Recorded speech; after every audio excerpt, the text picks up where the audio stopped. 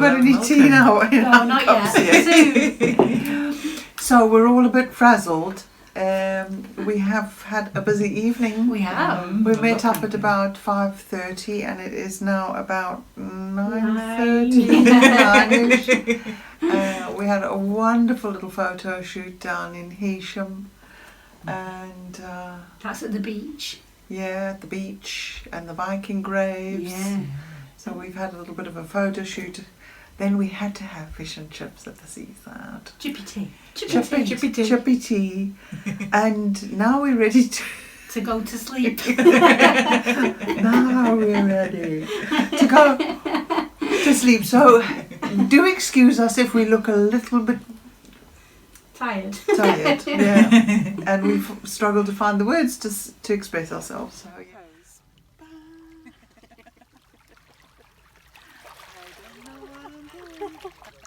This is crazy.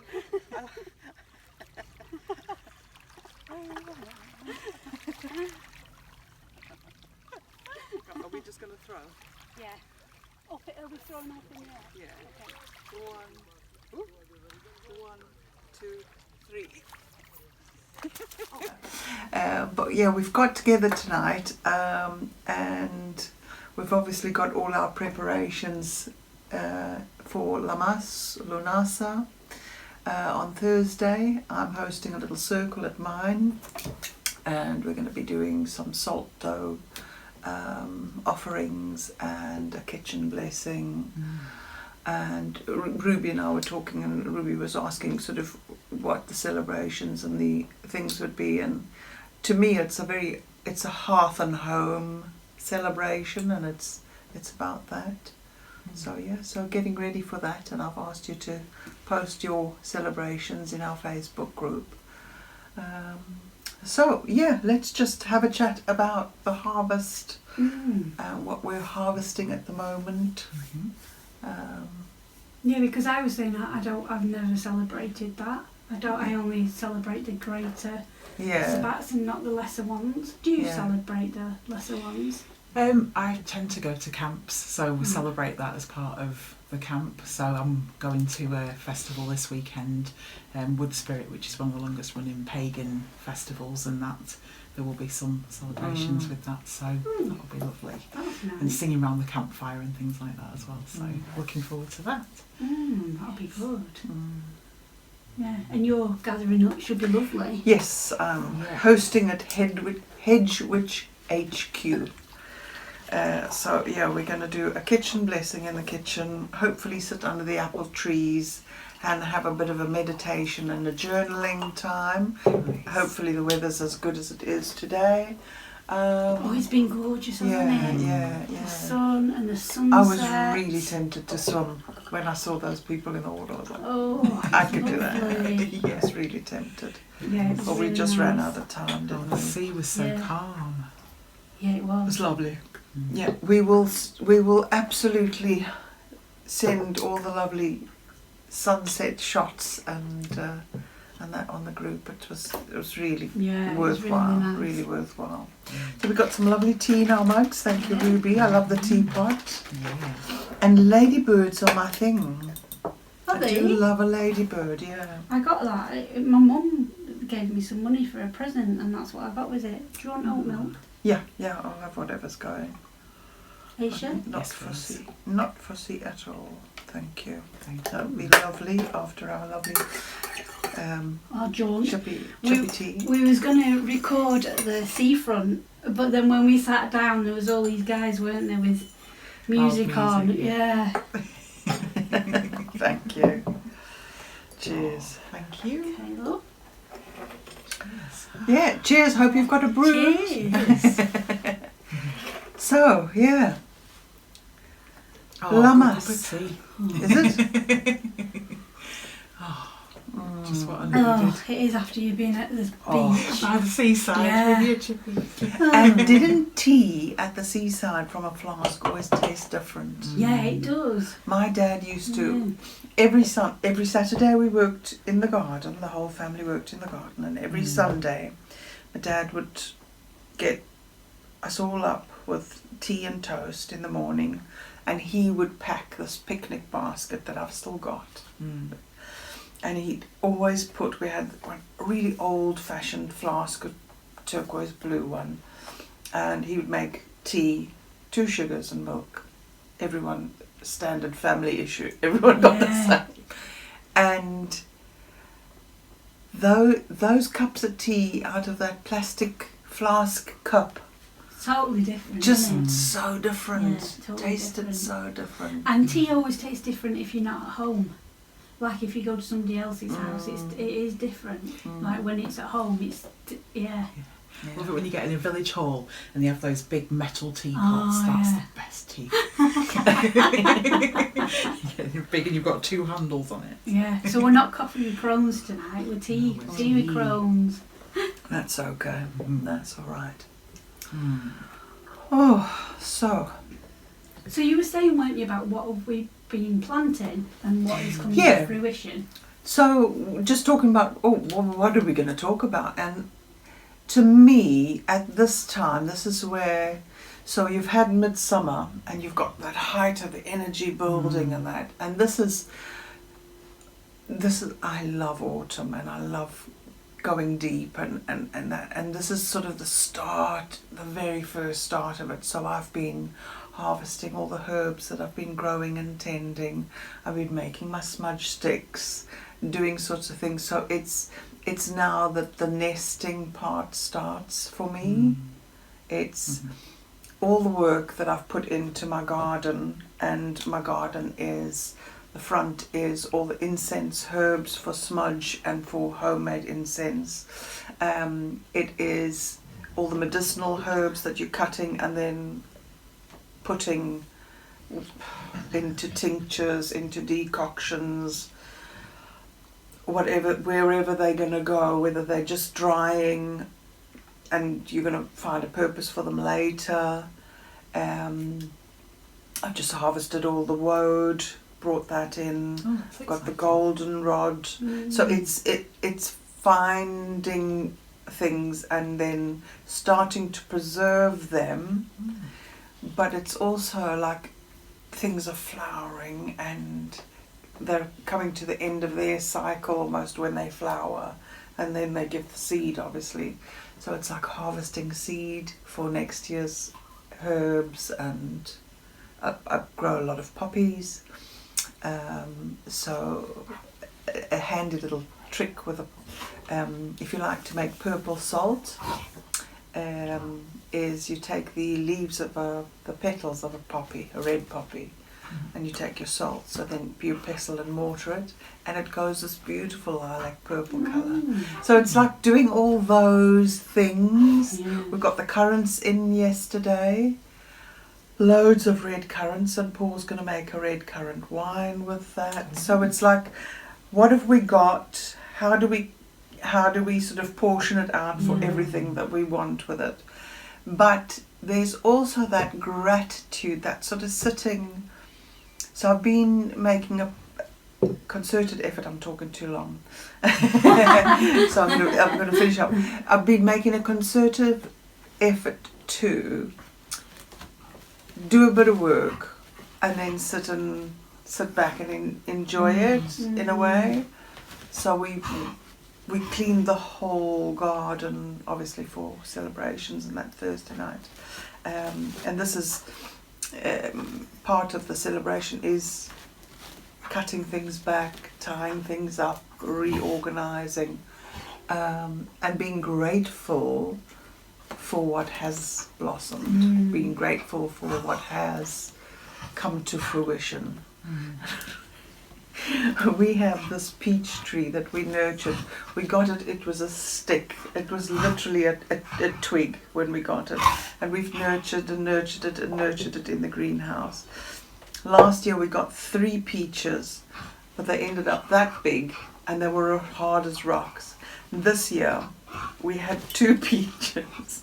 One has fallen off, but we've got 1 peach and it's that size, and we are like, we're both watching this peach. And I said to Paul, we are going to so enjoy picking that and sharing it, because we'll have to share it, there's only one. But it's that gratitude for those little things. This one peach, and our plums are starting to ripen, and it's just that being busy in the garden, but finding the balance. It's not an equinox, I'm well aware, but finding the balance and also enjoying what you have. Yeah, that's nice, isn't it? Really nice. Also, if you could hear a weird noise, it was my dog being ridiculous. It wasn't me. I wanted to take a picture. He was upside down and looking at himself in the mirror. He's nuts, and now he's stood under the table. Go and get in your bed, Badger. Oh, sat down there. Yeah, I started collecting herbs today, gathering the herbs. We've not really had very much success with anything apart from herbs and a few flowers. All the veggies have died. Yeah. They've got no courgettes. They grow to about that big and then they just drop off. It's just been awful. It's been too wet. Too wet. It's been really humid. And then it's too dry. Yeah. So if it's not the snails and the slugs eating them, it's the weather that's just been rotten. So it's been a weird summer. I have been out almost every night with a torch and the head, and then I scoop all the snails and slugs into a bucket. And I live on a very busy road, so I escort them across the road and down to the river, and then I tip them out, not into the river, but onto the side banks of the river, because there's lots of lush stuff for them to eat there. But it's a good few yards from my house. Apparently, I can't remember what it is, but it's something like a mile. You've got to take a mile and come back. And I'm like, how do they know? I know. But yeah, it's crackers. And our buzzly eye's gone crazy. It's took over most of the yard, but it's flowering at the minute, so I'm waiting until it's fully finished flowering because the bees are all over it, and then I'm going to cut it right back and tidy it. So I'm not up to tidying the garden yet stage because it's still... It's not tidying, but it's just, everything's just... wild. Yeah. Oh, my buddleia has gone crazy in the front garden, and usually it's covered in butterflies, and I've hardly seen any in the front garden this year. But my hebe is absolutely covered in bees. It's so active with it. It's lovely. But yeah, the buddleia is the biggest it's ever been, and there's just nothing on it for. So yeah, it's a bit. We've had one cabbage white on the broccoli, and there's all caterpillars, and normally I'd get rid of the caterpillars. And then I was like, oh, it can have it. It can have the broccoli. I just want to see butterflies. Yeah. No, my garden's still a bit wild at the minute, so it's quite lush, but it's mainly nettles and things like that as well. And yeah, so. Are you going to gather all the seeds? Yes. Yeah, I've got a nice patch which is ready for the picking, and then I've got some which are just still in flower at the minute. So. But it's nice on a really still summer day. Like on a sunny day, you can see the flowers kind of pop, and like a little wisp of pollen, I guess, comes out of it, and it's just so nice to see. If you get a really still day, so that's amazing. Yeah, it is. It's a funny time as well, because I think a lot of people have been posting about autumn and fall coming and autumn decorations and stuff, and I'm like, it's not yet. No, we're still in the middle of summer. This is just the first harvest. Yes. Yeah. This is the taster of what's to come. Yeah. Yeah, because then we have Mabon, which is the second harvest. That's your equinox. But you celebrate it as a harvest, and it can be a physical harvest of what we've grown that we've just talked about, or it can be another kind of harvest. So you've been sowing some seeds. I have, and you've been tendering them and nurturing them, and now. Ta-da! Yeah, so I set some big intentions at Beltane this year, and it's been something that's been brewing for a long time, and been a slow kind of development and growth, and then quite recently a shop space has come up that's sustainably affordable as a hobby space. So yeah, I've finally got my pottery, so I'm like so excited. For years it's been like, oh, it'll be in the garage when we sort the garage out, and then looking at other possible venues and things like that, but nothing's ever been right. But this one's just kind of flowed in and come up at exactly the right time and things like that. So it'll be really nice to have a dedicated space where I can have all of my pottery together, because sometimes I think, oh, I won't do that because it's really messy, and then I'll have to get it out and then I'll have to put it all away again, and I'll do that later. And so now I'm going to have a dedicated space where I can go and just play with clay. That's so I'm very cool. excited. Yeah, so I'm really looking forward to it. That's amazing. Yeah, and it's one of those things where at Beltane I wouldn't have ever envisaged this at all, and it's just been one of those things that's just kind of happened at the right time. So it's like flow, and it's happened, and it, in an unexpected but like it's right. Nice place. It's right. Yeah, it's right. It just seems feels to right. It feels right, and that's the main thing. So I'm very excited. That's really exciting. Yeah, so it's like slow, it's like still got lots to do. I'm very excited because I can get back into my pottery then. Yeah.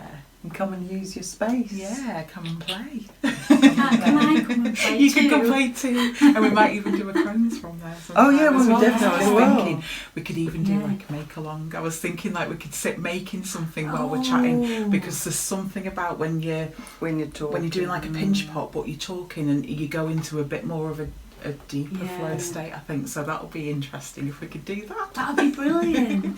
But I'm hoping it's going to be, because I love your studio, and I'm hoping that I can make it like a pretty space to be in as well, so that it's not just kind of clay everywhere and things like that. So Oh, and we got a sneak peek, didn't we? When we was at the beach, we got a little sneak peek. So a little drive-by going, that's my shop.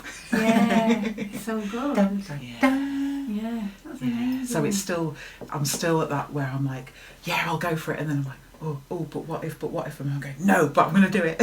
So, but it's time. Yeah. It is. It's been a long time coming, but it's just, it feels right, and that's the main thing. So It's going to be lovely. Exciting. Yeah, it's going to be really lovely. I can't think of what I planted. Well, the painting. I can't think of. You've done a whole series of paintings.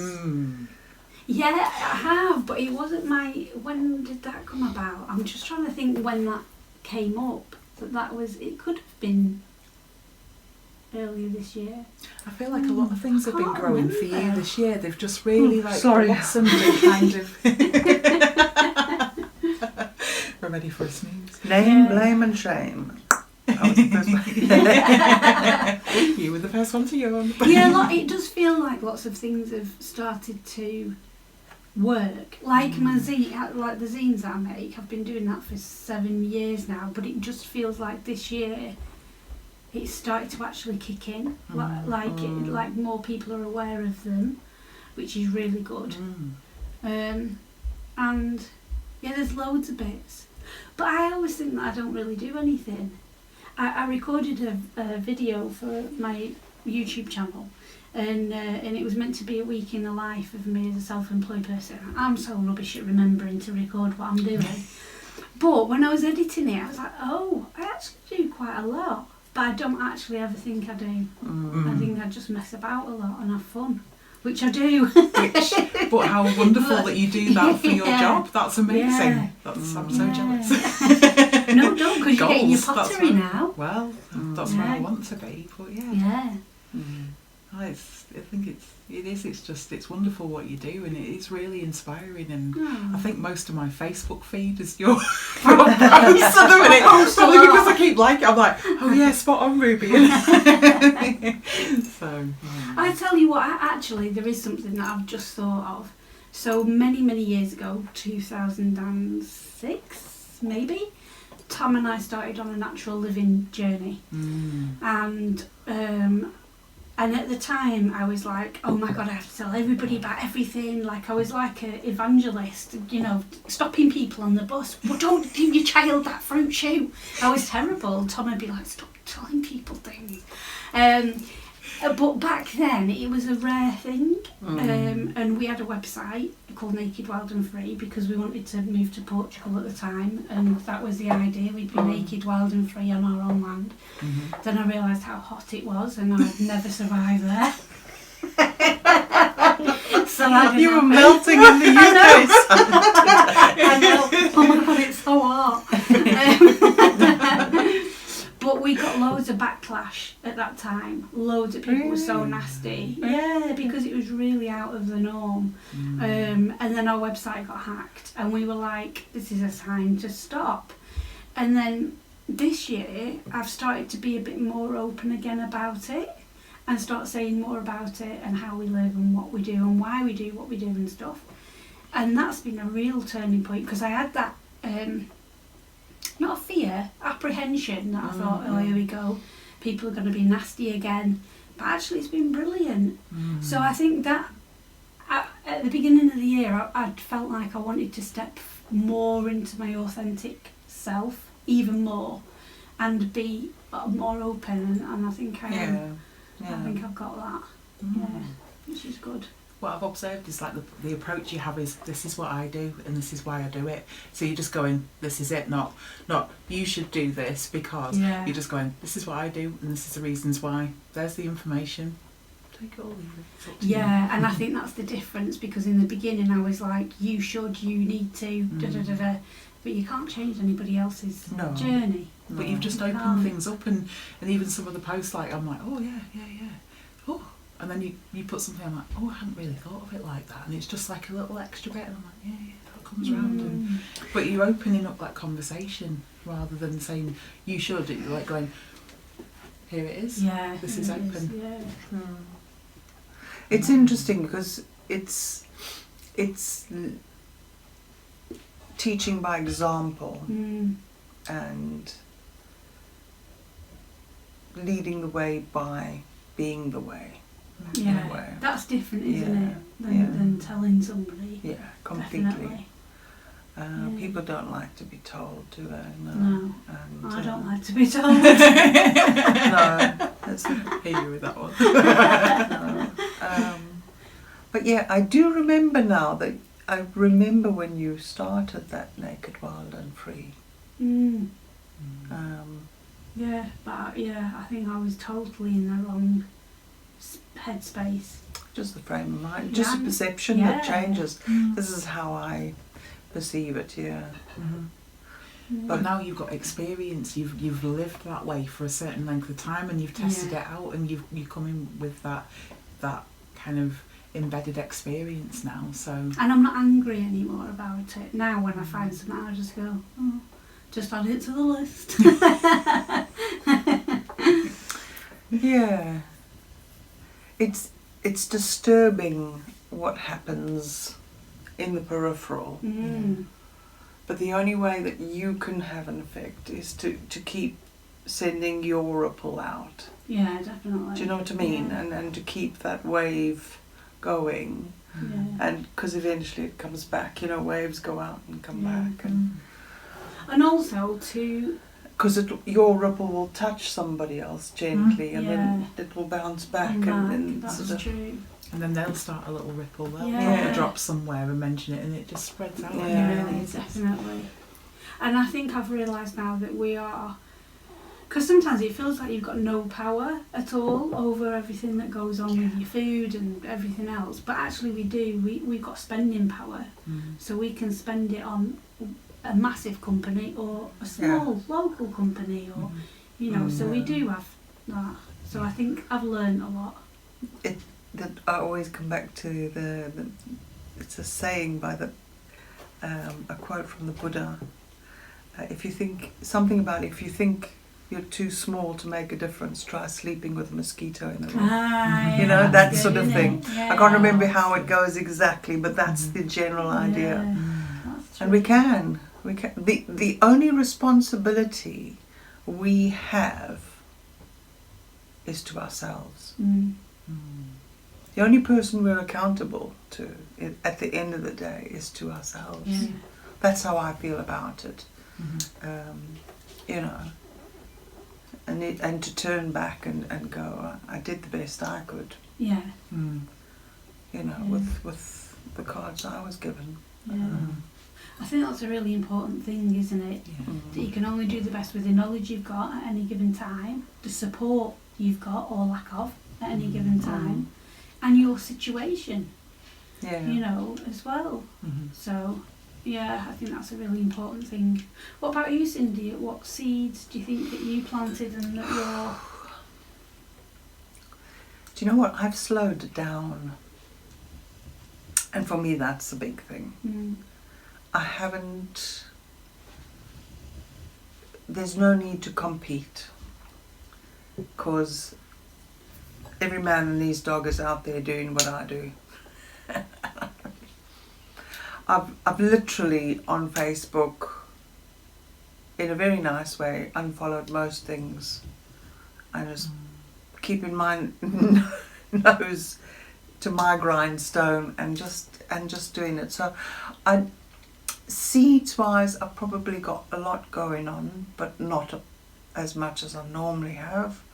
I'm very focused on, I'm getting hand fasted in October, so I'm really focused on that and making that sort of a lovely day for everyone.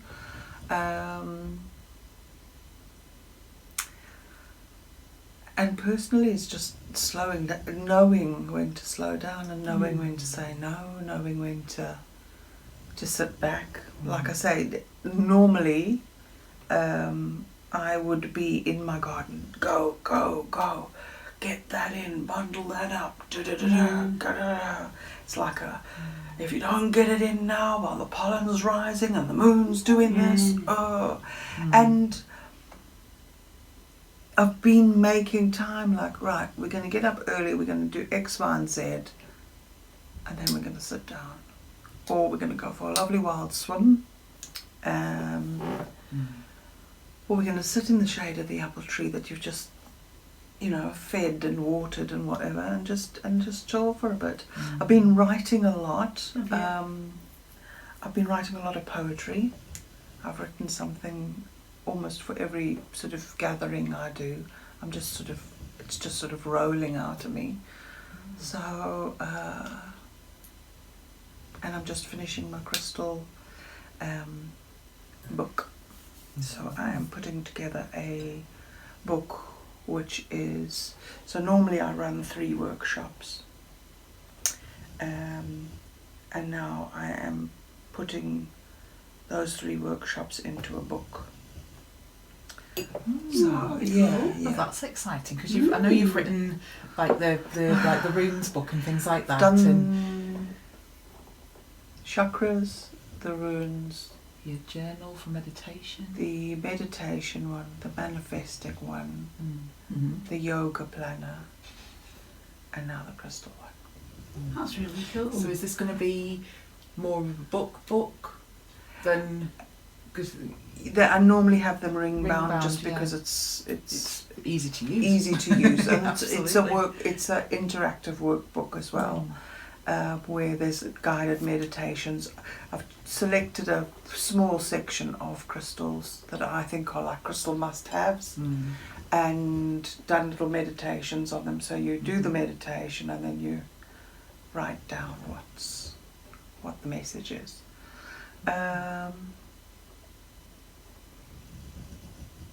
Yeah, I think that that's probably more than enough. And have you been working on an oracle card set as well? Yes. And you've Yeah. I've got an oracle card set, Yes. but I've got lots of booklets left over and no cards left because I didn't get the same amount printed. I don't know why. So now I've got loads of books left over and no cards, so I need to get the cards printed again. So will you be able to adjust the levels the other way Hopefully. this time? Sorry. Yeah, hopefully. Yeah, because otherwise I'll end up with loads of cards and then run out of books. That's really But they exciting. took ages because each of the wraps that they come in, I hand paint them and then hand sew them to, and once you've printed them, and you know, I just think, oh, this is a lot.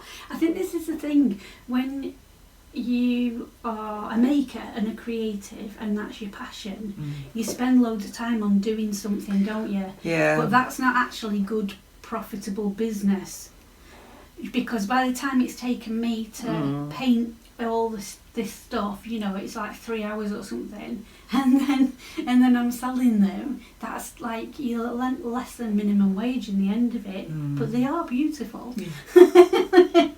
But that is it. Yeah. We put our energy, our soul into a piece. Yeah. And they'll be really treasured as well, because when I get things like that there's been that extra bit of dough, so it's not just come out of a factory somewhere. Yeah. When it's got that, then you really take care of it and you really treasure it and you use it and you cherish it. So that's what you're putting out there as well.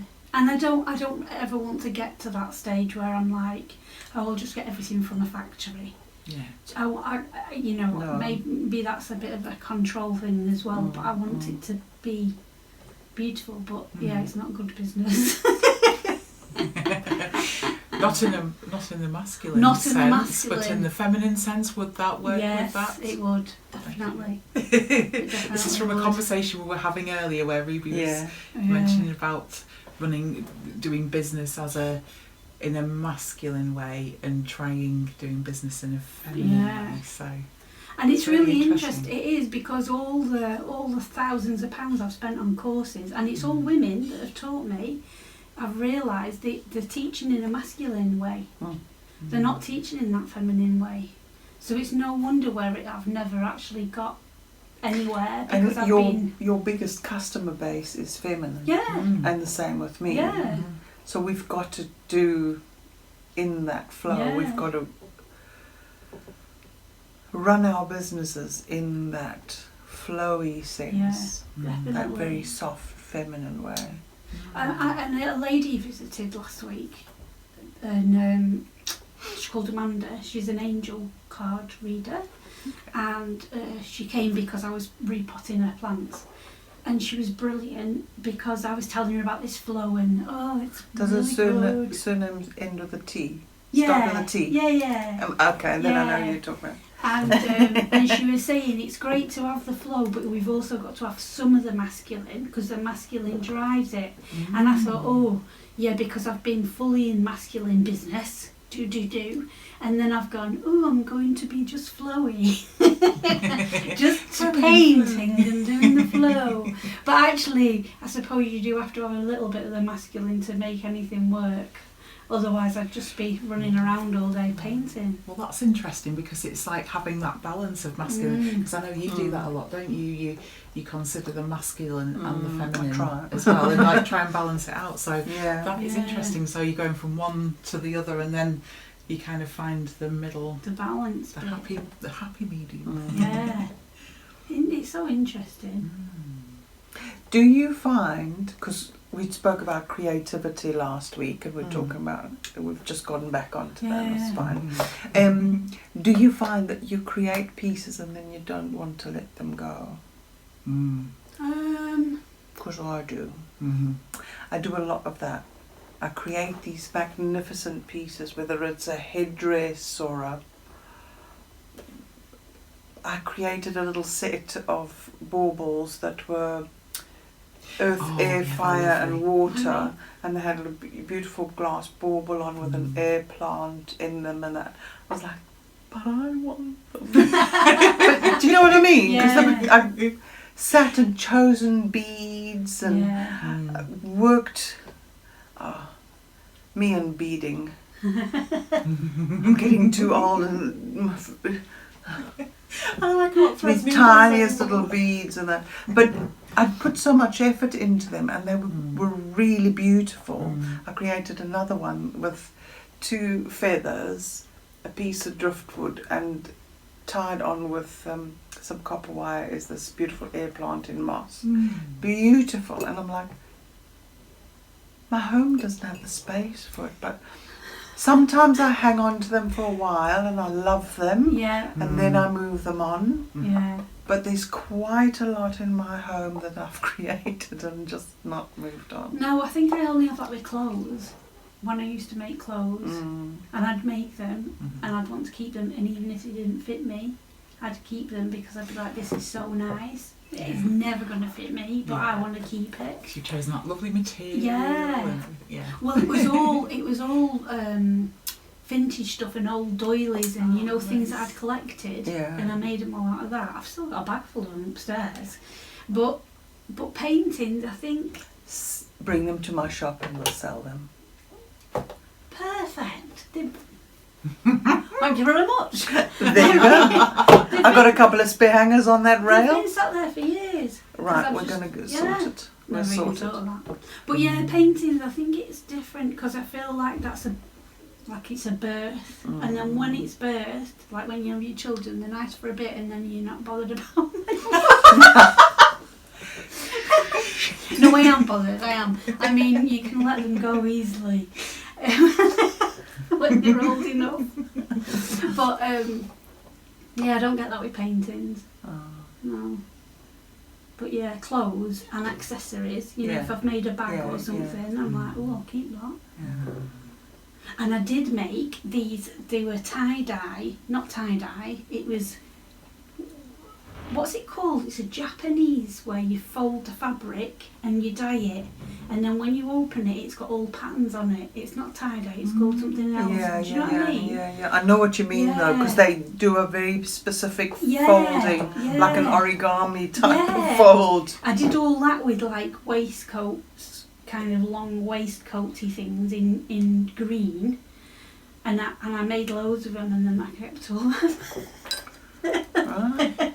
What about you with your pottery? In fact, you're going to go and get the bag before I leave here tonight. Oh, okay. I'm going to put it in my boot and I'll photograph them and I'll say, well, how much do you want for that?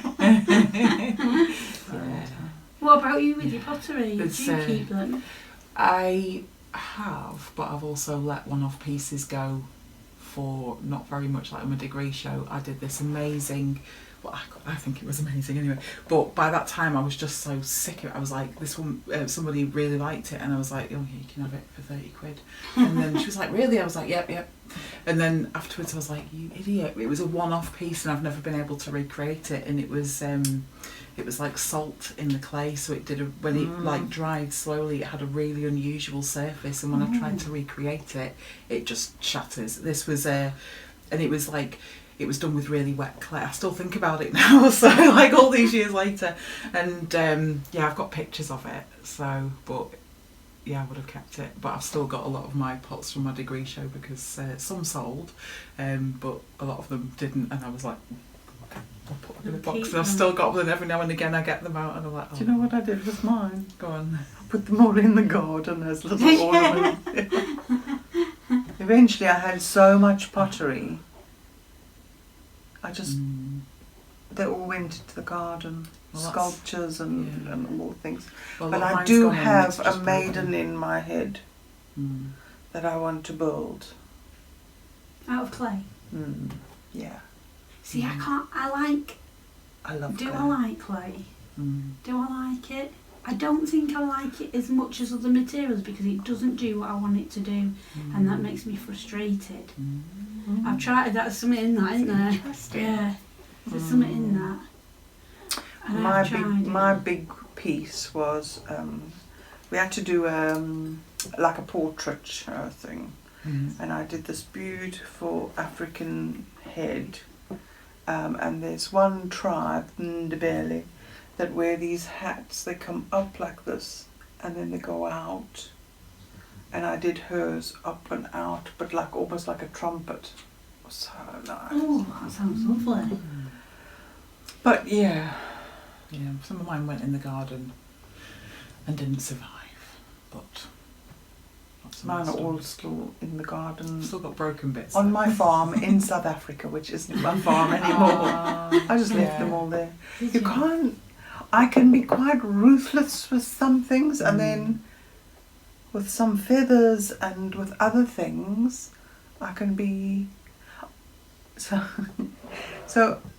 when I moved over here from South Africa, I brought a container with me of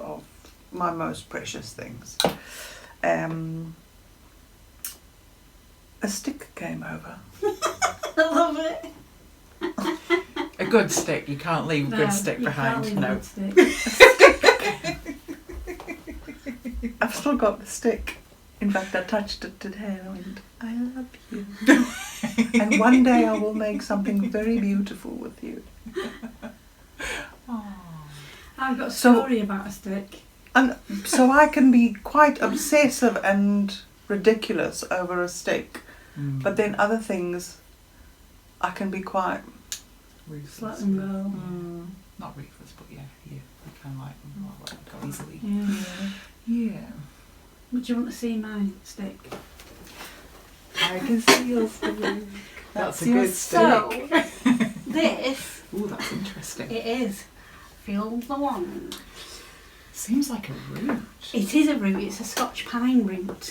Ah. So me and a friend went Yeah. to the Apple store, and in the that's Apple lovely. store there's a cabin. Have you been in it? The woodcutter guy, and he Yes. makes all stuff out of there. I love his things. So we was looking around in there, and I'm sure he put a magic spell on me. I'm quite sure of it, because we were talking about stuff, and he said, "Oh, there are a few pieces that I only keep special for special people that are really in touch, with the wood and stuff." And this was hanging up high on the wall, and he took it down and he passed it me. And as soon as I held it, I felt something. I was like, whoa. And I was like, I have to have it. And my friend Janet, she was going, I was like, and it was a root from a Scotch pine. And I didn't ask him how much it was or anything. I was like, I've got to have it. It's done something. I said, can I go and stand in the outside? Because it's all trees. And he went, yeah, all right then. So I was stood outside. I was like, this is powerful. This is really powerful.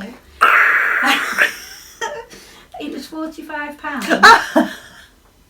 I bought it, got back to Janet's car, and I went, what have I just done, Janet? She'd bought something as well from there. And we were both sat in the car going, why have we just spent nearly £100 on 2 bits of root? We were like, what? It was ridiculous. Because I could have gone to the woods and gone and found one. But he did spend ages cleaning it up, and there was the story behind it. And I just love it now because it's the most expensive piece of stick that I've ever got. Some mighty fine It's stick. very It is, beautiful. and I love it because it can be like a wand. You can hold It it is. to poke people and things. But yeah, so yes. But it's You know the dark crystal? Yeah. It looks like a sketchy. Oh, it does. Yeah, it does. Yeah. It does feel like prehistoric-y. It does. It's got something about it. Yeah. It's like quite a. It's quite a. Lower realms. Yeah. The lower realms. I bet if you did a shamanic journey with us, Oh, I've never thought of that. Yeah. I'll come and drum for you. Yeah, that'll be cool. In a book I was reading, it was saying about when you have. We're supposed to be wood, talking about Lammas. But when you have a Anyhow, piece the of wood, stick it's is like beautiful. the tree spirit will allow a piece of wood to go because then it allows its power to be mobile, sort of thing. So you're like you're that. transporting the power of that wood, and it's kind of getting to see the world. And of with like I'm very interested in animism, in that like if you're drawn to pick up a rock, it's because that rock wants to go on a journey with you. Sort of thing. And I'm like, I like that idea. I like that idea too. That's really nice. Yeah, so your sticks come on a journey It with you. has, all the way from Scotland apparently. Beautiful. Scotland, Yeah. alright, so it wasn't even from round. No, it's from Scotland. He's got a friend that's got a woodland, and it had fallen down in the storm. So then he went and collected some pieces of it. So yeah. But I do think like I've got such a good boyfriend, because he'll come home and he'll go, guess what I found today? I've brought you a present. And it's like a rock or a shell or a feather, and I'm like, oh, it's so lovely.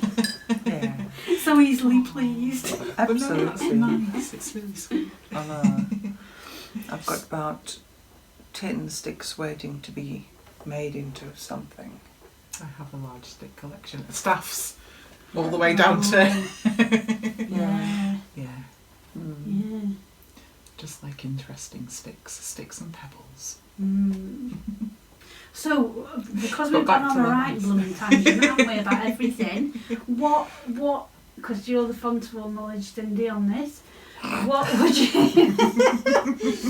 would you tell our lovely watchers about the thing that I can't even remember what it's called? What's it called? The sabat? Lammas. Lammas No. or Lunasa. Lunasa. That's why I got mixed up. Right, okay.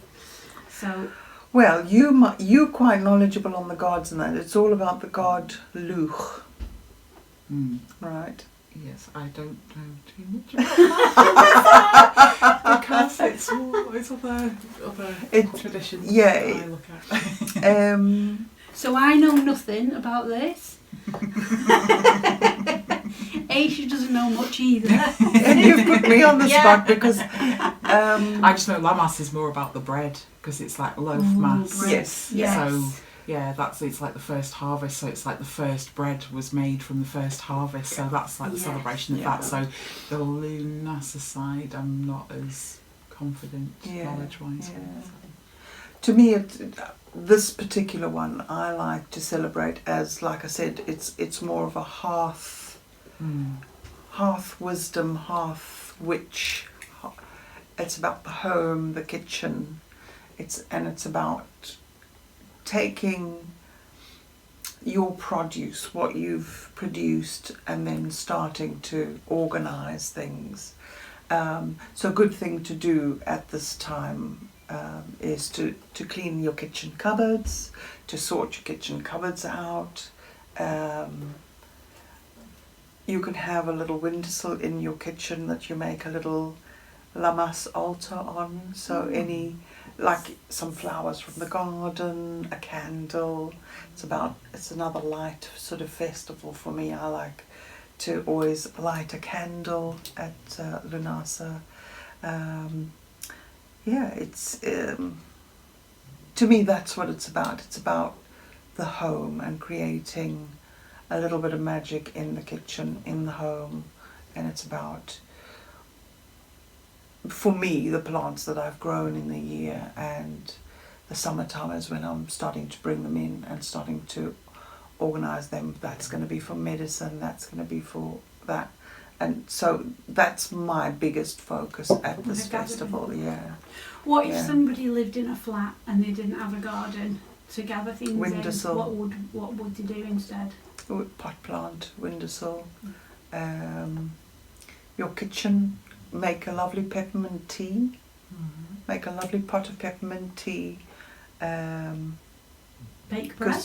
Bake bread, baking. Some salt dough. You can make a lovely salt dough recipe and make some offerings and go and hang them in the trees when you walk around. I like to make offerings that are not going to disturb the environment, so I don't like to leave. It's traditional for ribbons and things like that in trees, but actually, if you think of things that can go wrong, I like to leave things like Paul carves into stones, little symbols into stones, and we hang them in trees. And that way, when the jute perishes, that stone just falls to the ground. It's natural. It's not going to do any harm. And the salt dough also doesn't really do any harm to the environment. So leaving little ornaments around for like little blessings and things and offerings. We did that with one of the clay workshop I did. We did little pinch pots, and I gathered some grass seeds from around the site, and we kind of set our intentions into those grass seeds. So they were gathered from the site that we were, so we weren't adding any other seeds that shouldn't be there. But then, like, they were kind of pressed into the pot so that if they wanted to leave the pot somewhere and that would dissolve, the grass seeds would then potentially grow with their intentions, and that was like part of it as well. So you know, you can use just, you know, it doesn't have to be like fancy seeds, it can just be things that are around, but you've put that time and effort which you're never going to get back into that object, but it is also going to do, you know, I do think it's quite an carefully energy about exchange, and it's leaving like doing no harm sort of thing, Yeah. and just that it just dissolves and gives back in some way. So trying to be like tread as lightly as possible with that kind of thing. But it was just really lovely to, because I just started thinking what seeds, because I was thinking dandelion seeds, and I was like, grass seeds are really pretty. Like some of them are like purple and green, and they're going like golden now, and it's just lovely to see them. So it was really nice to kind of set that intention into them and work that into the pot. And I just invited people, if they wanted to, have a walk around the site, and they could leave their pot there or take it away with them and leave That's it somewhere else. nice, So isn't it? it was nothing that was going to really do any harm to anywhere. So Yeah. I found wheat growing in my yard today, and I was like, how's wheat growing in here? And I realised it's when I feed the birds. Oh, Yeah. And they'll have been the pigeon. He like figures out what he wants and chucks the rest. But there's all wheat growing, and I'm like, what do I do with this? And that'll be my next fixation: how to figure out what to do with wheat. I can imagine. Yeah. Make That some I'm dollies. Yeah. Oh yeah, that's a nice idea. Yeah. So I was thinking about that tradition of making the corn dolly, and it kind of makes sense that you take some ripe wheat and you make it into a, so you have it on your hearth, but then that's your shaker to start the crop next year. So you shake that. So of course you would celebrate that. Of course you would make a decoration when when there was nothing much else to do around the fire. And I thought that was such a lovely way to like celebrate and bring everything round in a circle, and that starts the next, and then you'll gather the seed from that. So That is really nice. And I didn't do it. It was a pigeon. That's so good. We do that with a chicken. We get all these like strange plants growing in the garden. Like, what's that? And it was, what was it? It was like quinoa or something like that, or millet. And I'm like, I had no idea the plant looked like that. We've only ever seen millet for the budgies, when you get those long strands, but nothing like this beautiful, very strange looking plant that just suddenly appeared in the garden. I'm like, what is that? That's amazing. Well, ladies, do you think that's about time? Because I think I need a little nap. I think so. So we've waffled a bit. Oh, yeah. But we've come round. Yes. Full circle. Yeah, we have. So, Our brews are through. Oh, yeah. Our bums are numb. Our brews are through. That's how I've got tired to think we of are. something to rhyme with through, though. I know. One of our lovely ladies did send me a very, very long version of it, and she'd written all the verses, and I copied and pasted. But do you think I know where I copied and pasted it to? So We'll dig it out. if you are listening, please resend that to me, and I will make a note of it. Yeah. And I'll try and remember to dig that out. So, So how did it go again? My our bums brews are through, our bums are numb. Until next moon, we'll see you soon. Yeah. Or we had one about gardening fun. Our brews are through, our bums are numb. Time to plan some gardening fun. Oh, so we have some time to plan some Lammas fun then. Let's make it seasonal. Yeah. Our brews are through, our bums are numb. Time to plan some Lammas fun. We'll see you next time. Thank you for watching. Bye. See you. Bye. Bye.